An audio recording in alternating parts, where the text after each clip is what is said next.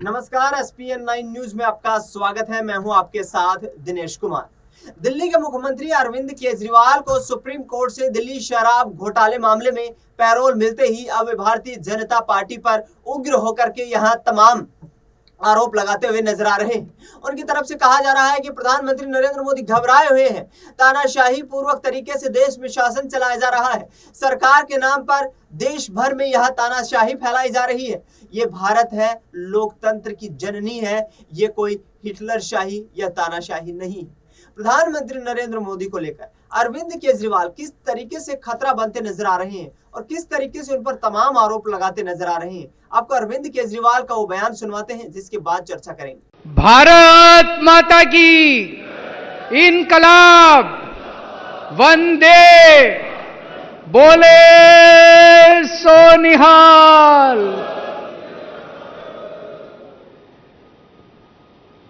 दोस्तों, आज आपसे मिलके बहुत अच्छा लग रहा है। जेल में आप लोगों की बहुत याद आती थी। आज यहाँ पे अपने सभी एमपी, एमएलए, काउंसलर, पार्टी के सभी पदाधिकारी, सब लोग आज इकट्ठे हुए हैं।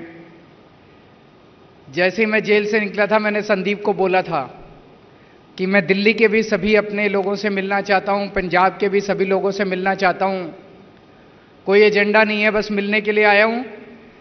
मन कर रहा है सबको गले लगा लूं, लेकिन सबका एक साथ नहीं। तो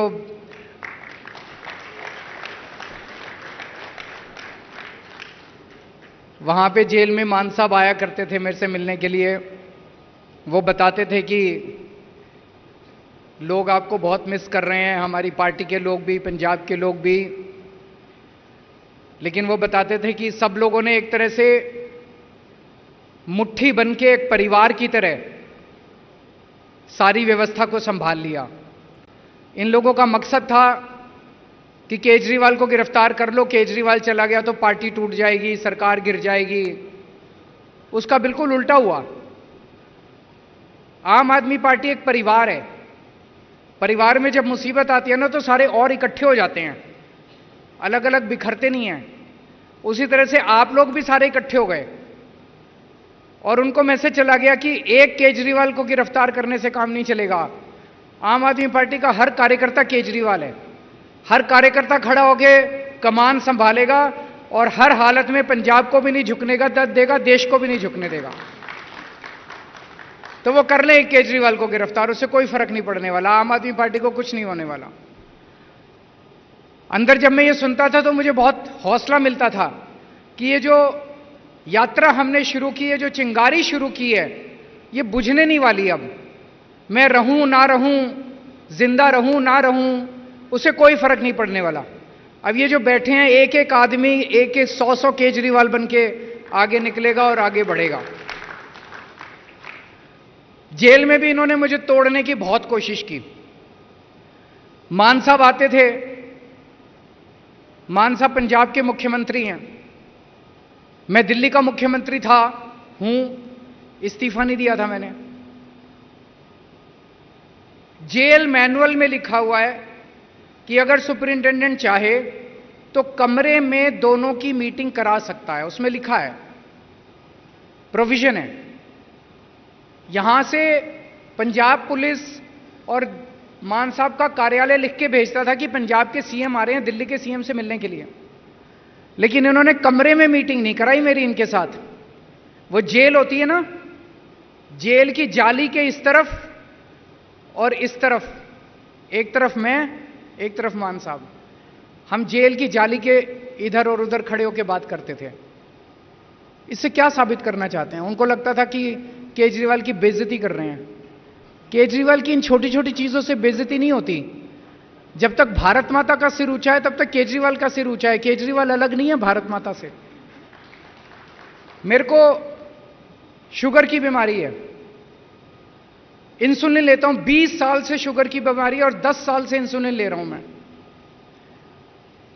जब मैं जेल में गया, मेरा इंसुलिन बंद कर दिया इन्होंने। मेरी 300 350 क्रॉस कर गई शुगर। मैं कई बार इनसे मैंने मिन्नतें करी, मेरे को इंसुलिन दे दो। इंसुलिन नहीं दिया इन्होंने। अगर कई दिन तक शुगर ज्यादा रहे तो फिर आदमी का किडनी लीवर खराब हो जाता है। मुझे नहीं पता इनका क्या मकसद था, लेकिन इतिहास गवाह है, बड़े बड़े लोगों ने, राजे महाराजाओं ने, बड़े बड़े कई कंट्रीज के अंदर, भारत में भी इस तरह से कई बार हुआ है कि अपने विपक्ष के नेता को जेल में डाल के उसको शारीरिक हानि पहुंचाई गई है। ये क्या करना चाहते थे मुझे नहीं पता, इनका मकसद क्या था मुझे नहीं पता। मैं जिस सेल में रहता था, जिस जेल के सेल में था, उस सेल में 2 सीसीटीवी कैमरे लगे हुए थे, 2 कैमरे। 24 घंटे मैं कितने बजे उठा, कितने बजे बाथरूम करने गया, बाथरूम में कितनी देर रहा, फिर कितने बजे निकला, टॉयलेट में कितनी देर रहा, कपड़े बदले, फिर टीवी देखा नहीं देखा, खाना कितने बजे खाया, क्या खाया। 13 ऑफिसर, 13 अफसरों के कमरे में मेरे सीसीटीवी कैमरे की फीड जाती थी, उनके टीवी के ऊपर आता रहता था, और 13 अफसर 24 घंटे मेरे को मॉनिटर कर रहे हैं। आप सोच के देखो, अगर आपको पता चले कि आपको कोई आदमी 24 घंटे मॉनिटर कर रहा है, आप कैसे जियोगे। आदमी होता है ना कि अपना रिलैक्स कर रहा है, कुछ भी कर रहा है, सोने का मन किया सो गया, जागने, अगर आपको पता चले 24 घंटे कोई देख रहा है मेरे को, जीना मुश्किल हो जाता है। और मुझे बताया गया कि एक फीड उसकी पीएमओ में जाती थी, पीएमओ में भी 2 टीवी लगे हुए थे जिसके ऊपर वो मॉनिटर कर रहे थे कि केजरीवाल सेल में क्या कर रहा है। तो इन्होंने पूरी तरह से तोड़ने की कोशिश की, पर मैं अपना मेडिटेशन करता रहता था, किताबें पढ़ता रहता था, मेरे को इनसे कोई परवाह नहीं है। ऊपर वाले का आशीर्वाद है मेरे साथ, ताकत है मेरे अंदर, अंदर की ताकत है, क्योंकि सच्चे हैं हम लोग, सच्चाई की ताकत है हमारे अंदर। अब मैं आप लोगों से विनती करना चाहता हूं, मेरे को भी निकलना है, मेरी फ्लाइट भी है। कल आए थे हम लोग, दरबार साहब गए, मत्था टेका, बहुत आशीर्वाद मिला, बहुत आनंद आया। उसके बाद दुर्गाना मंदिर गए, अब राम तीर्थ जाएंगे, आशीर्वाद लेंगे। यही बड़े बड़े संतों का, भगवान का आशीर्वाद है जो हमारे साथ है, और तो हमने क्या कमाया है। तो बस ये कहना चाहता हूं कि 10 दिन रह गए, 10-12 दिन रह गए, खूब मेहनत करनी है। ये 13 की 13 सीटें आपको जीतनी है। 2 तारीख को मेरे को सरेंडर करना है, मैं वापस जेल जाऊंगा। 4 तारीख को जिस दिन नतीजे आ रहे होंगे, मैं जेल के अपने सेल से टीवी देख रहा हूंगा। मेरे को बहुत सुकून मिलेगा जब मुझे वहां पता चलेगा कि पंजाब की 13 की 13 सीटें आम आदमी पार्टी जीत गई। मुझे निराश मत करना, मुझे पता है आप लोग निराश नहीं करोगे। अभी मैं 24 घंटे, सुप्रीम कोर्ट ने ऊपर के वाले के आशीर्वाद से मेरे को 21 दिन दिए हैं। इन 21 दिन में मैंने तय किया है कि एक एक सेकंड, एक एक पल, एक एक क्षण मैं देश के नाम समर्पित, एक एक क्षण भी मैं खराब नहीं कर रहा। कल सुबह लखनऊ गया था, लखनऊ से सीधा पंजाब आया, पंजाब में कल कई सारे कार्यक्रम लगे थे। अब यहां से सीधा बॉम्बे जा रहा हूं और भिवंडी जा रहा हूं, भिवंडी से बॉम्बे जाऊंगा आज ही, और वहीं से रात को लेट नाइट दिल्ली पहुंचूंगा। जो तानाशाही चल रही है हमारे देश के अंदर, ये मंजूर नहीं है। इस तरह का दौर 75 साल में भारत ने नहीं देखा कि पकड़ पकड़ के विपक्ष के नेताओं को जेल में डाल दो।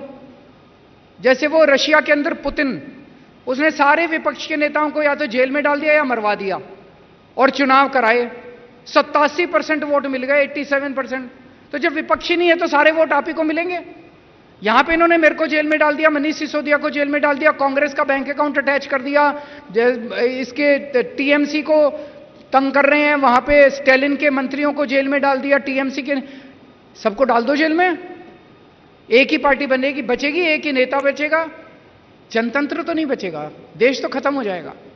हमें ये नहीं होने देना। हमारे देश के अंदर ये जो जनतंत्र है, ये हमारी सबसे बड़ी ताकत है। हमारा बाबा साहब अंबेडकर का जो संविधान है, ये हमारी सबसे बड़ी ताकत है, इसको नहीं होने देना।